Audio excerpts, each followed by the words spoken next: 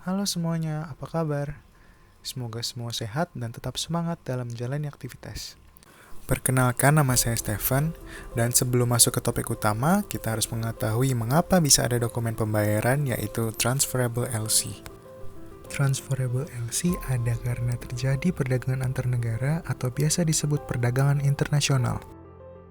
Perdagangan internasional adalah perdagangan yang dilakukan oleh penduduk suatu negara dengan penduduk lain atas dasar kesepakatan bersama.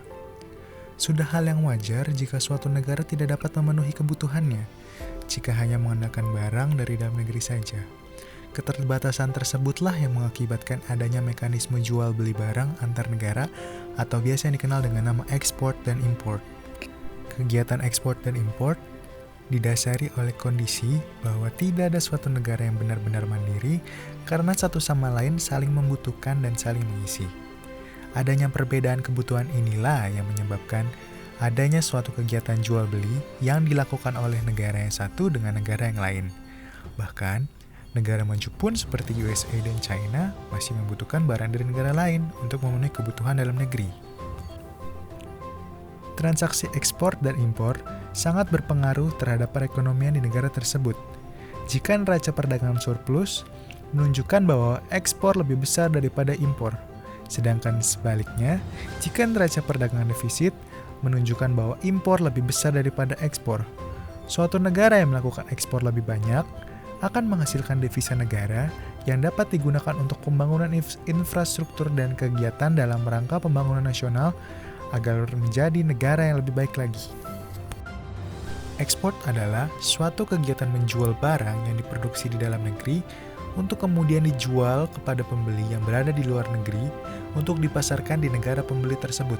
Sedangkan impor adalah suatu kegiatan membeli barang dari penjual yang ada di luar negeri untuk dipasarkan di dalam negeri.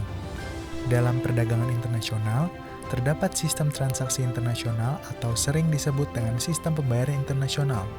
Sistem pembayaran internasional adalah pembayaran atas transaksi yang dilakukan oleh negara-negara yang terlibat dalam perdagangan internasional berdasarkan kesepakatan yang telah dirundingkan sebelumnya. Ada beberapa cara pembayaran dalam perdagangan internasional yang dapat dilakukan, di antaranya 1. Pembayaran di muka atau advance payment. 2. Perhitungan kemudian atau open account. Ketiga, collection draft. Keempat, consignment. Kelima, letter of credit.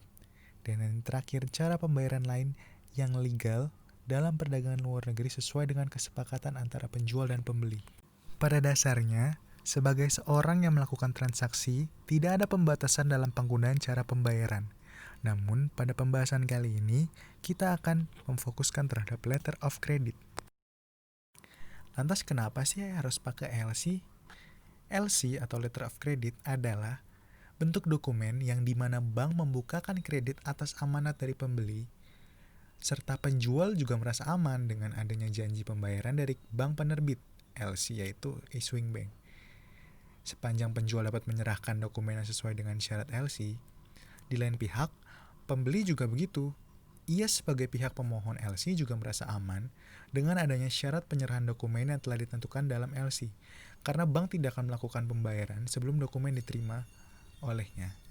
LC sendiri diterbitkan oleh bank sebagai pelaksanaan klausul-klausul dalam sales kontrak yang telah disepakati oleh penjual dan pembeli. Jenis-jenis LC. Ada 3 jenis-jenis LC. Yang pertama, jenis LC berdasarkan waktu pembayarannya. Yang kedua, jenis LC berdasarkan sifatnya. Yang ketiga, jenis LC berdasarkan bank yang digunakan untuk pencairannya.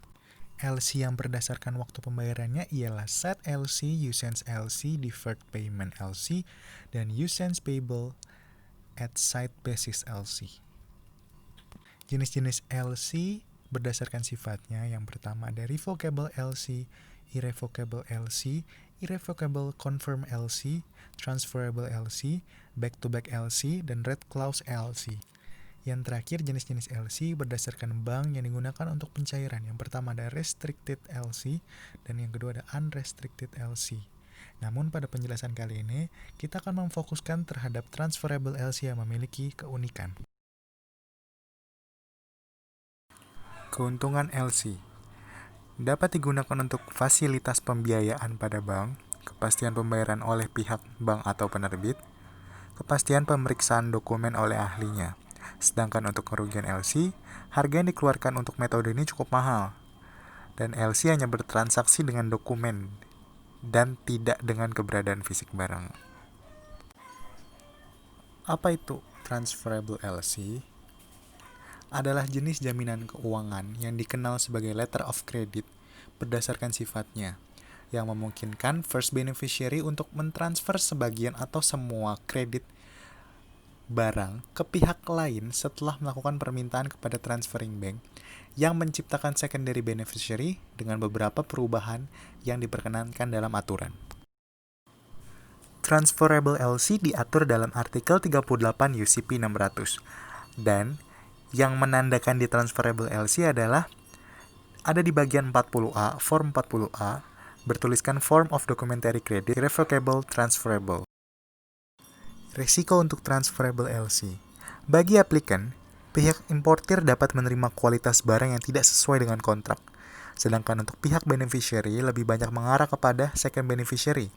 Sebagai second beneficiary tidak dapat mengkontrol pembayaran dari issuing bank serta tidak dapat mengontrol perubahan kontrak antara first beneficiary dan applicant. Biasanya first beneficiary disebut juga sebagai broker, middleman, atau juga reseller. Hal-hal yang perlu diperhatikan dalam penggunaan LC. Yang pertama, hanya terdapat satu LC dan wajib terdapat kata transferable. Yang kedua, berlaku LC untuk any bank atau nominated bank. Yang ketiga, nama first beneficiary dapat dirubah menjadi second beneficiary. Yang keempat, partial shipment allow. Syarat dan kondisi yang dapat diubah. Yang pertama, jumlah nilai uang pada LC, tapi bukan currency. Yang kedua, unit harga yang tercantum. Yang ketiga, tanggal jatuh tempo dan waktu pengiriman. Yang keempat, tanggal penyerahan dokumen dan besaran persentase asuransi. Bagaimana mekanisme transferable LC? Yang pertama adalah membuat sales contract antara first beneficiary dan applicant. Yang kedua, first beneficiary mencari dan menghubungi second beneficiary untuk melakukan kerjasama. Yang ketiga, applicant akan mengajukan permohonan LC ke issuing bank. Lalu, issuing bank akan meneruskan ke transferring bank dan menghubungi beneficiary untuk mempersiapkan dan mengirim barang. Selanjutnya, beneficiary akan menghubungi transferring bank dan melakukan permintaan kepada transferring bank kedua untuk melakukan kerjasama dengan beneficiary 2. Setelah beneficiary 2 setuju akan kerjasamanya, ia akan mengirimkan barang, dan second beneficiary 2 akan menyerahkan dokumen ke transferring bank 2, dan transferring bank 2 akan meneruskan dokumen ke transferring bank. Selanjutnya, transferring bank meneruskan dokumen ke issuing bank, dan jika issuing bank telah melakukan pengecekan dokumen dan dinyatakan comply, maka issuing bank akan membayar beneficiary, lalu ia akan mengirimkan dokumen untuk applicant agar bisa mengambil barang di tempat yang telah disetujui. Lalu, transferring bank akan meneruskan uangnya ke beneficiary 1 dan meneruskan ke transferring bank 2 agar bisa pembayarannya diterima oleh beneficiary. Sekian pembahasan transferable LC kali ini, kurang lebihnya mohon maaf dan terima kasih.